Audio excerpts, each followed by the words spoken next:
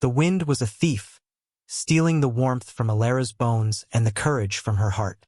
It tore across the barren plains with a desolate howl, a sound that mirrored the emptiness clawing at her insides.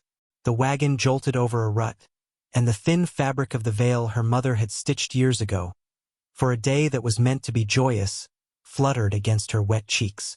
It was a flimsy shield against the vast, unforgiving sky and the future that loomed before her like a storm cloud. Each turn of the wheels was a final, rhythmic severance from the life she had known, a life of soft earth and familiar laughter, now buried under debt and despair. She was a payment, a human settlement for her father's failed crop and broken promises. The man beside her, the man who now owned that debt, and by extension, her, had not spoken a word since they left the magistrate's office in the dusty town 3 days ago. He was a mountain of a man, his shoulders so broad they seemed to strain the seams of his coarse woolen coat. His hands, resting on his knees, were immense, the knuckles scarred and the fingers thick as plow handles. She had only seen his face once, a brief, terrifying glimpse when he had signed the papers with a blunt piece of charcoal. It was a face carved from granite, framed by a dark, unruly beard, with eyes set so deep they seemed to be watching from the shadows of a cave. The townsfolk had called him the Giant of Stone Creek, a name whispered with a mixture of fear and derision. They said he lived alone, that he spoke more to his mule than to men, that he had a temper as savage as the blizzards that scoured his lands. Alara's breath hitched, a fresh wave of tears blurring the gray landscape into a watercolor wash of misery. This was not a marriage. It was a sentence.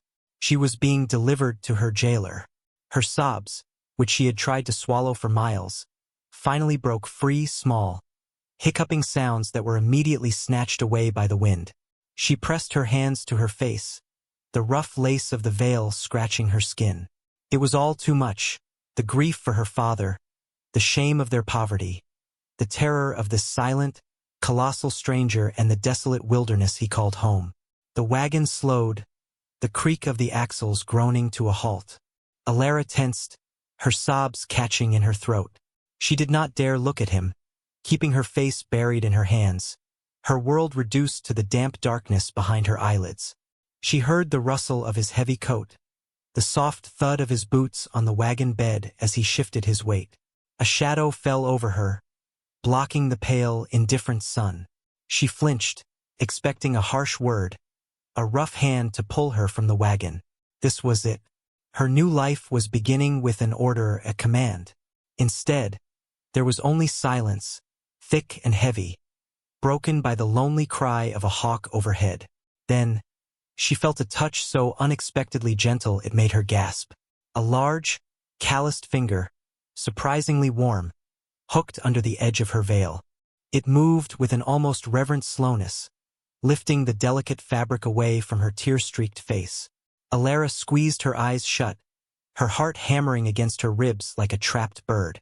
She could not bear for him to see her like this, red-faced and swollen with weeping, a pathetic bride for a monstrous groom.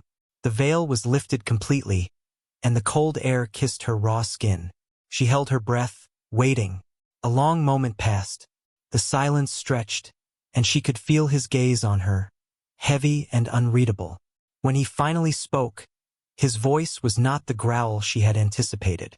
It was a low rumble, deep and resonant as the earth itself, yet shockingly soft, touched with a gravelly hesitancy as if the words were unfamiliar shapes in his mouth. "You're beautiful." Alara's eyes flew open.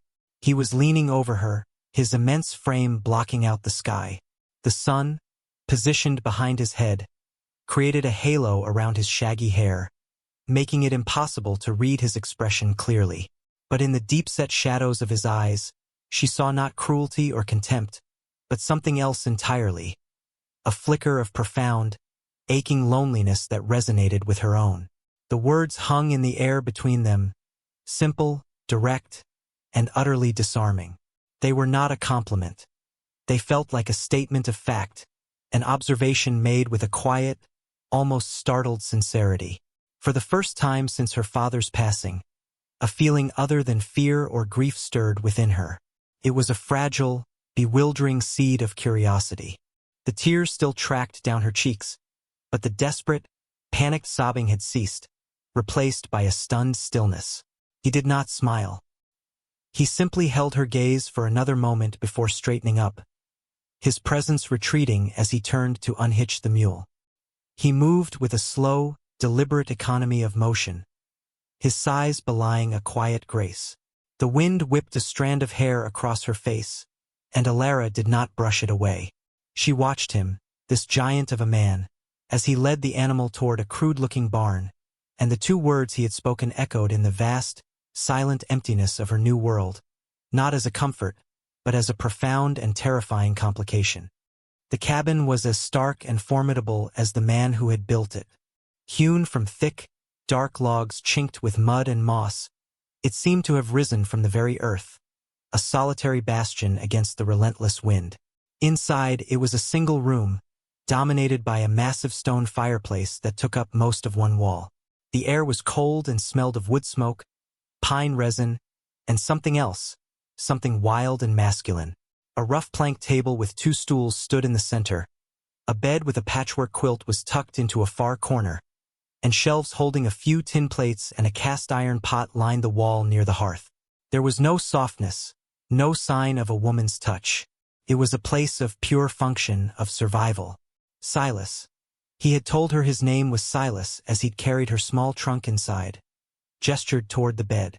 "That's yours." He did not look at her as he said it, his attention already on the fire, laying new logs onto the glowing embers with a pair of iron tongs. He then unrolled a thick bearskin and a wool blanket on the floor near the hearth, a clear and unspoken declaration of his own sleeping arrangements. The gesture was both a relief and an insult. He was giving her space, respecting a boundary she hadn't dared to erect, yet it also reinforced her status as an object, a piece of property to be stored and kept separate.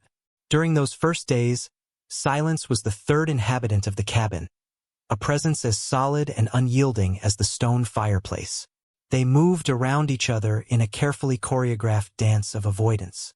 Alara would wake in the gray light of dawn to find him already gone, the fire rebuilt and a pot of water left warming on the hob.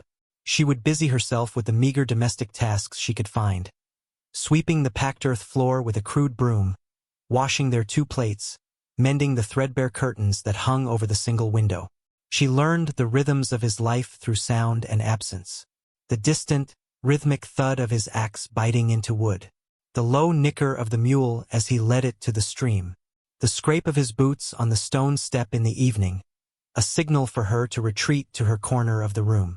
He ate with a stoic hunger, his eyes fixed on his plate, his massive hands making the tin fork look like a child's toy. Her own food tasted like ash in her mouth. She felt like a ghost in his house, her grief a constant, heavy shroud. She would sit on her bed, her mother's veil clutched in her hands, and stare out the small, grimy window at the landscape. It was a brutal country, all sharp angles and muted colors. The mountains in the distance were like jagged teeth tearing at the sky, and the plains that stretched before them were a sea of pale, dry grass. There was no beauty here, only a raw, untamable power that seemed to mock her smallness, her sorrow. Yet, she began to notice things. She saw the way Silas moved, with a powerful but measured gait that spoke of a deep familiarity with the harsh terrain. He was never clumsy, despite his size. He could fell a towering pine with a precision that was almost artistic, and he could gentle the stubborn mule with a low murmur and a steady hand. One afternoon, a week after her arrival, a sudden violent storm blew in from the west. The sky turned a bruised purple, and the wind shrieked like a banshee, rattling the cabin's single window in its frame. Rain fell in solid, icy sheets.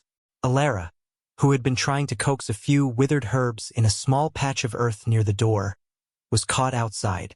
She scrambled for the cabin, but the wind tore the door from her grasp, slamming it shut. Panic seized her. She fumbled with the latch, her fingers numb and clumsy, as the rain plastered her thin dress to her skin, chilling her to the bone. Just as a sob of frustration escaped her, the door was wrenched open from the inside. Silas stood there, filling the frame, his expression unreadable in the gloom. He reached out, his large hand closing around her upper arm, and pulled her inside as if she weighed nothing. He shut the door against the storm's fury, the heavy bolt sliding home with a definitive thud.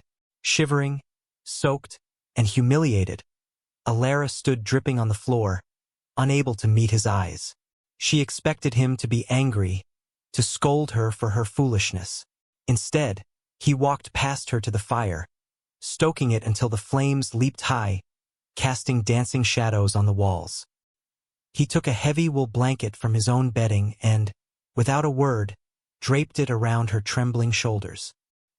He then turned his back to her, busying himself with sharpening a knife by the firelight, granting her the privacy to regain her composure.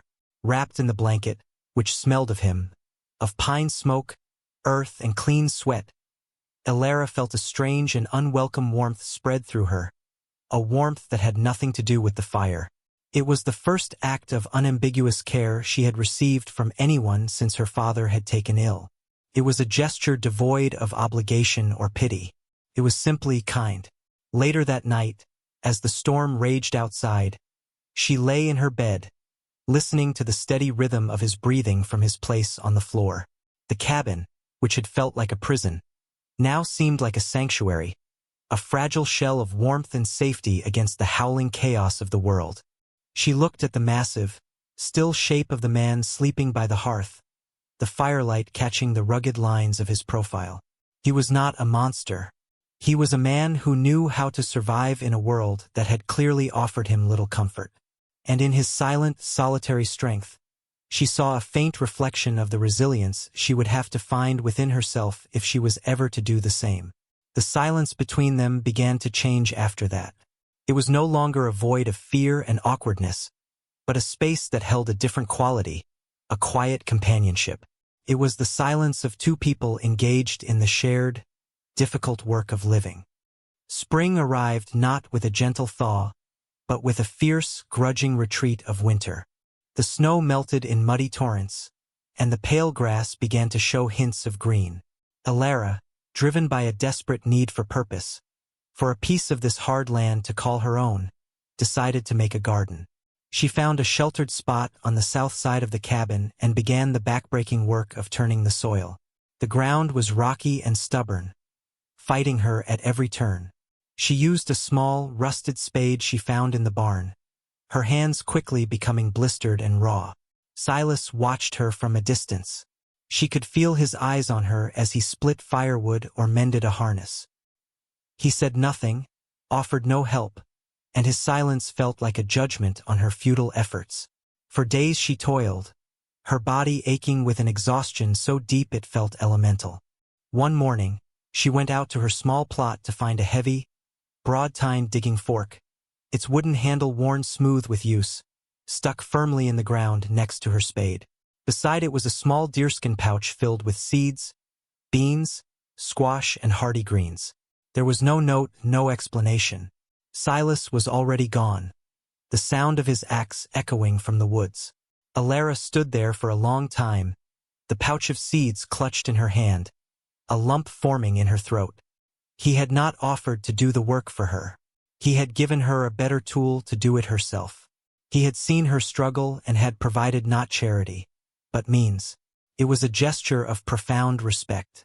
With the new fork, the work was still hard but no longer impossible. As she worked the soil, she felt a change within herself. Each stone she pried from the earth, each clod she broke apart, was a small victory against the despair that had held her captive. She was not just a victim of circumstance, a piece of property traded for debt. She was a woman with blistered hands and an aching back, a woman strong enough to carve life from this unforgiving land. The garden became her domain. She spoke to the emerging seedlings, coaxing them from the soil with a tenderness she hadn't felt for months. It was a small, fragile patch of order and hope in a world of wilderness and uncertainty. Silas never mentioned the garden, but she would sometimes see him pause in his work to look at it, a flicker of something unreadable in his deep-set eyes. Their life settled into a new rhythm, marked by the lengthening days and the slow greening of the land. The silence remained, but it was now punctuated by small, necessary exchanges. The water bucket is low. I saw deer tracks by the creek. The beans are sprouting. Each sentence was a carefully placed stone, building a fragile bridge across the chasm of their separateness. One evening, a late frost threatened. The air grew sharp and still with a biting cold that promised to kill her precious seedlings. Panic tightened its icy grip around Alara's heart. All her work would be for nothing. She was standing by the garden, wringing her hands in helpless despair, when Silas appeared beside her. He carried a stack of old burlap sacks and several wooden stakes. Without a word, they worked together in the fading light. He drove the stakes into the ground around the perimeter of the garden, and she followed behind him, stretching the sacks over the makeshift frame, creating a protective canopy for the vulnerable plants. They moved in perfect, unspoken coordination, their hands occasionally brushing in the cold air. When they were finished, they stood side by side, their breath misting in the twilight. "Thank you," she whispered, the words feeling inadequate. He simply nodded, his gaze fixed on their handiwork. "They are strong," he said, his deep voice soft. "They will survive." He was talking about the plants, but Alara felt he was speaking of her, of them. In that moment, standing under a sky full of cold, distant stars, she realized she was no longer afraid of him. His size, which had once seemed so menacing, now felt like a shield. His silence was not a sign of anger, but a habit born of a lifetime of solitude. He was a man who communicated not with words, but with deeds, with a warm blanket, a well-made tool, a shared task in the fading light. The external world, however, was not as quiet as their isolated homestead. The town, and the cruel judgments it held, was never truly far away. One day, their supplies running low, a trip was unavoidable. The journey back to the place where her sentence had been passed filled Alara with a cold dread. As they walked down the dusty main street, Silas leading the mule, she felt the stares of the townsfolk like physical blows. Women pulled their children closer. Men smirked and whispered behind their hands. "There's the beast and his little bride." She heard a man sneer from the saloon doorway. Alara flushed with shame, her eyes fixed on the ground. She felt a familiar, helpless despair begin to creep back in. Suddenly Silas stopped. He did not turn to confront the men. He did not raise his voice. He simply stopped and stood, his immense frame a bulwark against the town's contempt. Then he did something he had never done before. He reached down and gently, deliberately, took her hand. His hand was huge, warm, and calloused, completely engulfing her own. It was not a gesture of ownership, but of solidarity. A silent, public declaration. "We are together. Let them look." He gave her hand a slight, reassuring squeeze and then continued walking, pulling her along with him. Alara lifted her chin. Walking beside him, her hand held securely in his, the whispers and stares seemed to lose their power. They were just noise, empty and distant. What was real was the solid warmth of his hand, the steady presence of the man beside her, and the shared world they were building, one silent act of kindness at a time. The true threat, when it came, did not arrive with whispers, but with the arrogant thunder of horses' hooves. They came on a hot, merciless afternoon when the air was thick with the buzz of flies and the sun beat down on the dry earth. 3 men, led by a figure whose expensive leather coat and sneering confidence marked him as a man accustomed to taking what he wanted. His name was Thorn, a land speculator from the east who had been buying up claims, often through intimidation and violence. He reined in his horse at the edge of Alara's garden, his animal's hooves trampling a row of young squash plants. A cruel smile played on his lips as he looked from the small, vibrant patch of green to the stark cabin. "This is a sorry piece of land," he announced to his men, his voice carrying an easy, condescending authority. Hardly worth the trouble Alara had been weeding, and she straightened up slowly, her heart beginning a frantic, heavy rhythm against her ribs. Her hands, covered in dirt, clenched into fists at her sides. Silas emerged from the barn, holding a heavy mallet. He moved not with aggression, but with a deliberate, unnerving calm, placing himself between Thorn and the cabin door. His sheer size was a challenge, a silent warning. Thorn's eyes narrowed, taking in Silas's formidable presence. "You must be the squatter," he said, his tone dripping with disdain. "I hold the title to this entire valley, signed and sealed.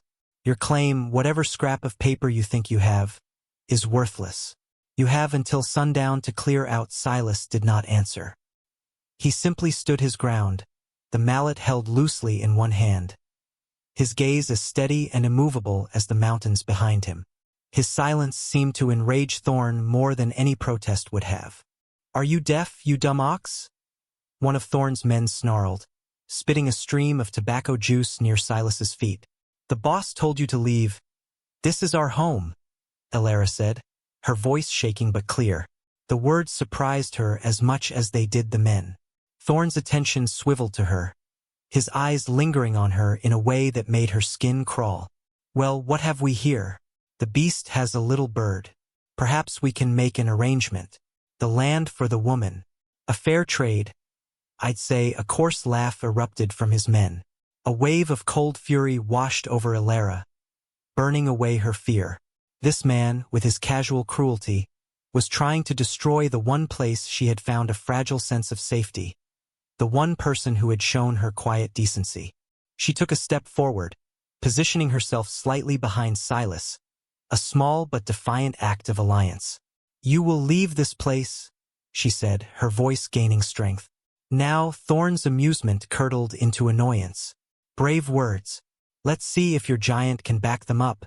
He dismounted, pulling a long, wicked-looking knife from his belt. His two men did the same, spreading out to flank Silas. The air grew thick with menace. The world seemed to shrink to the space between the cabin and the trampled garden. Alara's mind raced. Silas was strong, but he was one against 3 armed men. She scanned her surroundings desperately, her eyes landing on the large, clay beehive she had painstakingly built near the edge of the woods, its inhabitants a constant, humming presence during her long days in the garden. An idea, wild and dangerous, sparked in her mind. As Thorn and his men advanced on Silas, she began to back away slowly toward the woods, trying to make her movement seem like a fearful retreat. "Stay out of this, woman," Silas rumbled, his voice a low growl of warning, his eyes never leaving the men in front of him. But Alara knew she couldn't. This was her fight, too. This was her home they were threatening.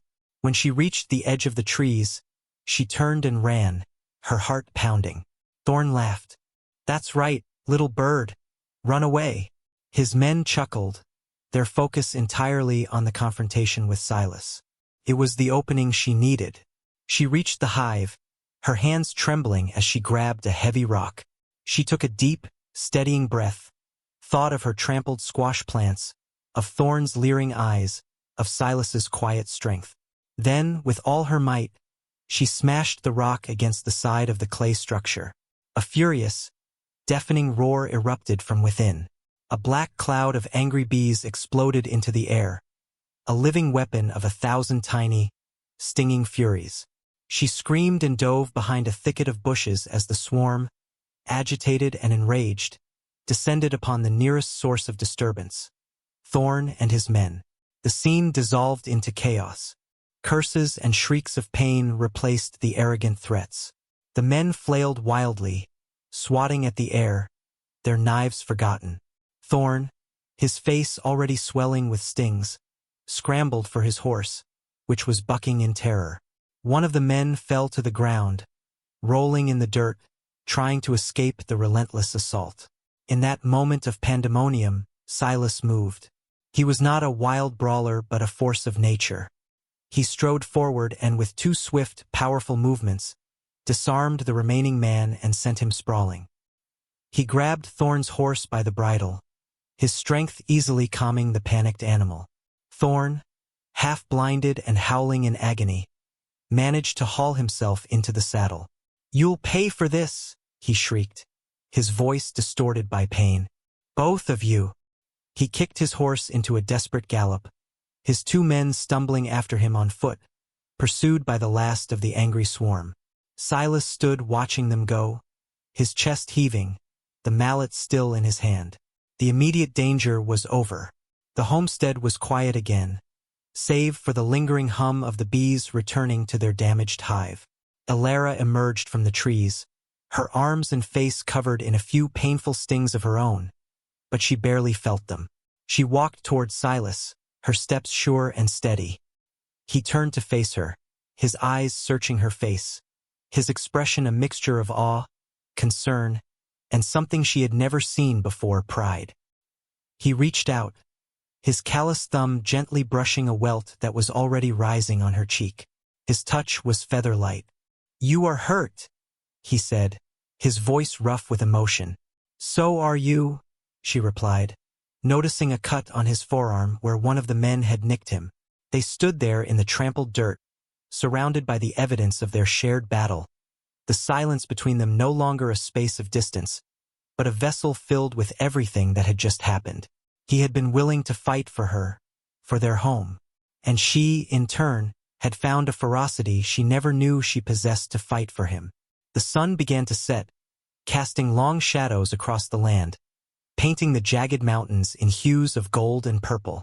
It was a brutal country, yes, but for the first time Alara saw the fierce, undeniable beauty in it. It was their country, it was their home, and they had defended it together. The aftermath of the fight settled over the homestead with the falling dusk. The air, once thick with violence and the angry hum of bees, grew still and cool. Alara brought a basin of water and a clean rag from the cabin, her movements efficient and calm. She knelt before Silas on the stone step and began to clean the gash on his forearm. He sat unnaturally still, his muscles tense under her touch, as if unaccustomed to such proximity, such care. His skin was warm, and she could feel the steady, powerful pulse beneath her fingertips. She worked in silence, concentrating on the task, her hands no longer trembling. The stinging on her own face had subsided to a dull throb, a small price to pay for their victory. When she finished binding the wound with a strip of clean linen, she looked up and found him watching her, his gaze intense. In the soft twilight, the hard lines of his face seemed to soften, and the shadows in his eyes held a raw vulnerability she had never seen before. "Why did you stay?" he asked, his voice a low rumble that was barely more than a whisper. "You could have run." The question was simple, but it carried the weight of a lifetime of abandonment, of being seen as something to be fled from. Alara met his gaze without flinching. "I did not want to run," she said, her voice steady. "This is my home now." She paused, then added the words that had been forming in her heart for weeks. "You are my home." A tremor went through his massive frame. He slowly raised his large hand, not to touch her face, but to gently trace the lace pattern on the sleeve of her dress, his calloused finger barely making contact with the fabric. It was a gesture of immense tenderness, a silent acknowledgement of the fragile, beautiful thing that had grown between them in this harsh and lonely place. "My father was a stonemason," he said, his voice hesitant, as if he were unearthing long-buried words. "He was a big man, like me. My mother was small, delicate.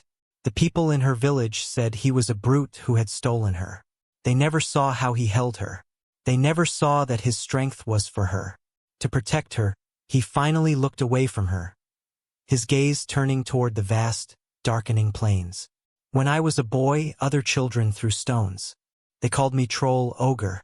I learned that my size was a curse. I learned that silence was a shield. It is better to be feared than to be ridiculed."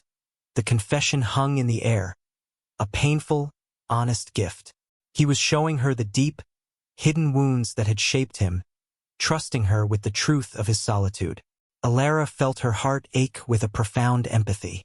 She understood now that his silence had not been a rejection of her, but a fortress he had built around himself, a fortress she had, brick by brick, been invited into. "Your hands," she said softly, "are not for throwing stones. They are for building, for planting, for protecting." She reached out and placed her smaller hand over his, the one that rested on his knee. She felt his fingers curl instinctively, gently enveloping hers. "I was so afraid of you," she admitted, her voice thick with emotion. "I saw only what they told me to see, a giant. A monster. I did not see the man who left water warming on the hob. The man who gave me tools for my garden. The man who draped a blanket over my shoulders in a storm. They